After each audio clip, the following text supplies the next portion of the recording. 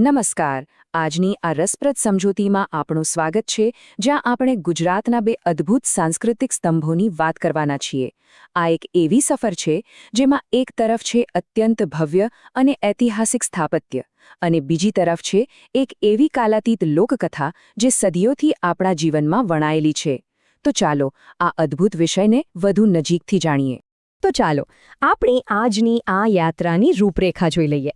આપણે શરૂઆત કરીશું ગુજરાતના રત્નોથી, પછી જોઈશું રાણીની વાવ અને તેના રહસ્યો, ત્યારબાદ ખેડૂત અને લાવરીની વાર્તા સાંભળીશું, અને છેલ્લે સ્વાવલંબનનો પાઠ અને અખોટ શક્તિ વિશે વાત કરીશું. તો વિભાગ 1, ગુજરાતના રત્નો. આપણું આ વિશ્લેષણ ભારતના એક એવા ઐતિહાસિક સીમાચિહ્નથી શરૂ થાય છે જે ખૂબ જાણીતું હોવા છતાં હજુ પણ અદ્ભુત રહસ્યોથી ભરેલું છે. આપણા સૌના માટે એ જાણવું ખરેખર ખૂબ જ રસપ્રદ છે કે જુલાઈ 2018માં રિઝર્વ બેન્કે જે આધુનિક 100 રૂપિયાની નોટ બહાર પાડી હતી ને, તેની બરાબર પાછળ આ જ ભવ્ય રાણકી વાવ છપાયેલી છે.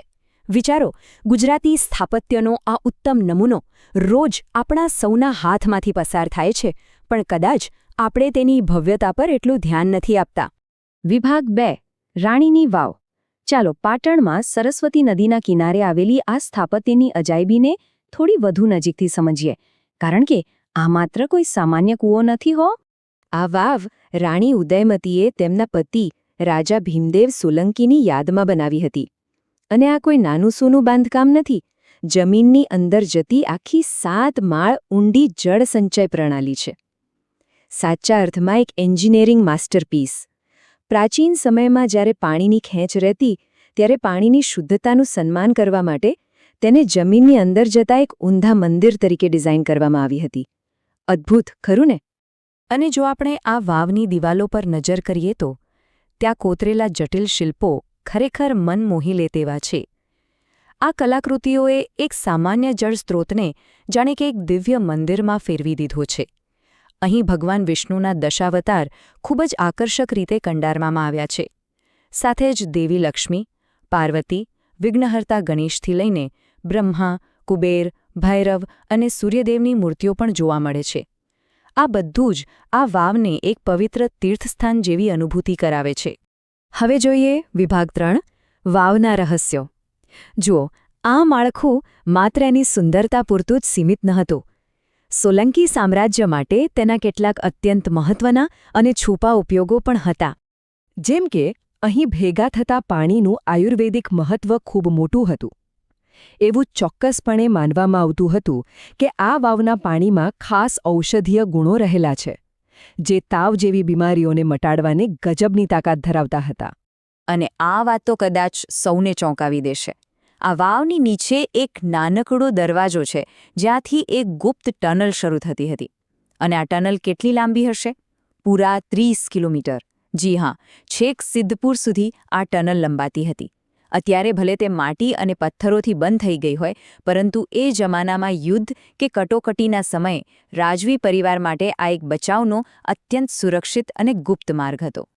આવા જબરદસ્ત ઐતિહાસિક સ્થાપત્ય અને સાંસ્કૃતિક મૂલ્યને કારણે જ 22 જૂન 2014ના રોજ આ સ્થળને યુનેસ્કો વર્લ્ડ હેરિટેજ સાઇટ તરીકેનું ગૌરવપૂર્ણ સ્થાન મળ્યું. ગુજરાતના ઇતિહાસ માટે આ ખરેખર એક સુવર્ણ ક્ષણ હતી. ચલો હવે આગળ વધીએ. વિભાગ 4 પર, ખેડૂત અને લાવરી. સોલંકી સામ્રાજ્યના ભવ્ય પગથિયાઓ પરથી હવે આપણી આ સફર એક સામાન્ય ઘઉંના ખેતરમાં પ્રવેશે છે, જ્યાં આપણે ગુજરાતની એક ખૂબ જ જાણીતી અને બોધદાયક લોકકથા સાંભળીશું. વાર્તા કંઈક એવી છે કે એક ખેતરમાં ઘઉંનો સરસ મજાનો ઊંચો પાક લહેરાઈ રહ્યો હતો. ત્યાં એક લાવરીએ પોતાનો માળો બનાવેલો. હવે પાક એકદમ તૈયાર હતો, એટલે ખોરાક શોધવા જતા પહેલા લાવરીએ તેના બચ્ચાઓને ચેતવણી આપી કે ખેડૂત ગમે ત્યારે આવી શકે છે, એટલે જો કંઈ પણ નવી વાત સાંભળવા મળે તો તરત ધ્યાન આપજો. હવે બન્યું એવું કે એક દિવસ ખેડૂત તેના દીકરા સાથે ત્યાં ખેતર જોવા આવ્યો. લહેરાતો પાક જોઈને તેણે દીકરાને કહ્યું કે બેટા, પાક તૈયાર છે. આવતીકાલે જ આપણે પાક લણવા માટે આપણા ઓળખીતા અને પડોશીઓને બોલાવીશું. બિચારા બચ્ચાઓ આ સાંભળીને ગભરાઈ ગયા. લાવરી પાછી આવી એટલે તેમણે તરત જ તેમની માતાને આ આખી વાત કરી. પણ લાવરી એકદમ શાંત રહી અને હસીને બોલી કે બેટા ગભરાશો નહીં, અત્યારે કોઈ જ જોખમ નથી. કારણ કે તે બહુ સારી રીતે જાણતી હતી કે પડોશીઓ કે ઓળખીતાઓ પર આધાર રાખવાથી કોઈ લણણી કરવા આવવાનું જ નથી. અને અહીંથી શરૂ થાય છે વિભાગ 5 સ્વાવલંબનનો પાઠ. આ કથાનો આખો નિષ્કર્ષ જે છે કે આપણે કોના પર આધાર રાખીએ છીએ તેના પરથી આપણી સફળતા નક્કી થાય છે. જુઓ, 3 દિવસ સુધી ખેડૂતની વ્યૂહરચના કેવી રીતે બદલાઈ. પહેલા દિવસે તેણે પડોશીઓ પર આધાર રાખ્યો. બીજા દિવસે સગા વહાલા પર, પણ કોઈ ફરક ન પડ્યો. ખેતર એમને એમ જ ઊભું રહ્યું. છેવટે ત્રીજા દિવસે કંટાળીને તેણે પોતાના દીકરાને કહ્યું કે જા બેટા, લુહાર પાસેથી દાંતરડા લઈ આવ, આપણે આપણું કામ જાતે જ કરીશું.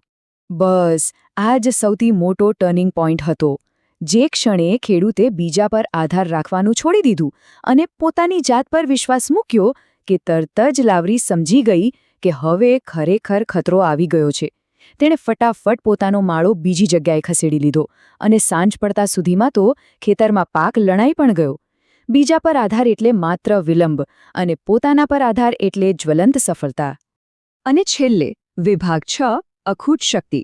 હવે આપણે જ વિચારીએ, ભલે રાણકી વાવોની 30 કિલોમીટર લાંબી ગુપ્ત ટનલ બનાવવાની વાત હોય કે પછી પેલા ઘઉંના ખેતરની લણણી કરવાની વાત હોય, આપણી ગુજરાતી સંસ્કૃતિનો આ મૂળભૂત સંદેશ બધે જ એક સમાન લાગુ પડે છે. આપણી પેલી ખૂબ જાણીતી કહેવત છે ને કે આપ સમાન બળ નહીં, મેઘ સમાન જળ નહીં. આ એક પંક્તિમાં આપણી આજની આખી સમજૂતીનો સાર છુપાયેલો છે. જેમ વરસાદના પાણીની તોલે દુનિયાનું કોઈ જળ ન આવી શકે, બિલકુલ તેવી જ રીતે પોતાની જાત મહેનત અને શક્તિની તોલે કોઈ ન આવી શકે. સાચું પરિણામ હંમેશા પોતાના અથાગ પ્રયત્નોથી જ મળે છે. તો આ સફર પૂરી કરતા પહેલા આપણે સૌએ આપણી જાતને એક પ્રશ્ન પૂછવો જોઈએ. આપણા જીવનમાં એવા કયા કામ અટકેલા છે જ્યાં આપણે જાતે દાતરડું ઉપાડવાને બદલે હજુ પણ પડોશીઓ અને સગાવહાલાઓની રાહ જોવામાં આપણો કિંમતી સમય વેડફી રહ્યા છીએ? કદાચ એ સ્વાવલંબન અને આપણી પોતાની ઈચ્છા શક્તિ જ એવું હથિયાર છે જે આપણા સપનાઓને સાકાર કરી શકે છે અને કંઈક ભવ્ય સર્જન કરી શકે છે. આ એક વિચારવા જેવી વાત સાથે આજના આ વિશ્લેષણને અહીં જ વિરામ આપીએ છીએ. ફરી મળીશું આવી જ કોઈ નવી અને રસપ્રદ સફર સાથે.